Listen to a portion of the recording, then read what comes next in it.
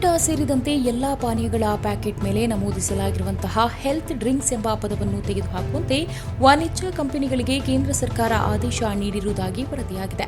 ಮಕ್ಕಳ ಹಕ್ಕುಗಳ ರಕ್ಷಣೆಯ ರಾಷ್ಟ್ರೀಯ ಆಯೋಗ ಸಿಆರ್ಪಿಸಿ ಕಾಯ್ದೆ 2005ರ ಸೆಕ್ಷನ್ 14ರ ಅಡಿಯಲ್ಲಿ ವಿಚಾರಣೆ ನಡೆಸಿದ್ದು, ಎಫ್ಎಸ್ಎಸ್ ಕಾಯ್ದೆ 2006ರ ಮತ್ತು ಸಿಆರ್ಪಿಸಿ ಕಾಯ್ದೆ 2005ರ ಪ್ರಕಾರ ಹೆಲ್ತ್ ಡ್ರಿಂಕ್ಸ್ ಎಂದು ವ್ಯಾಖ್ಯಾನಿಸುವಂತಿಲ್ಲ ಎಂದು ಏಪ್ರಿಲ್ 10ರಂದು ಸಚಿವಾಲಯ ಹೊರಡಿಸಿರುವ ಅಧಿಸೂಚನೆಯಲ್ಲಿ ತಿಳಿಸಿದೆ.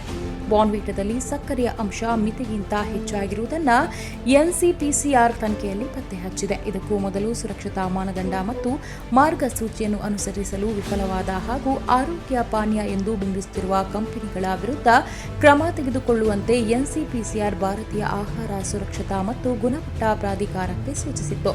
ಪ್ರಾಧಿಕಾರದ ಪ್ರಕಾರ ದೇಶದ ಅಪಾರ ಕಾನೂನು ಅನ್ವಯ ಹೆಲ್ತ್ ಡ್ರಿಂಕ್ಸ್ ಎಂದು ನಮೂದಿಸುವುದು ಕಾಯ್ದೆಯ ಉಲ್ಲಂಘನೆಯಾಗಿದೆ.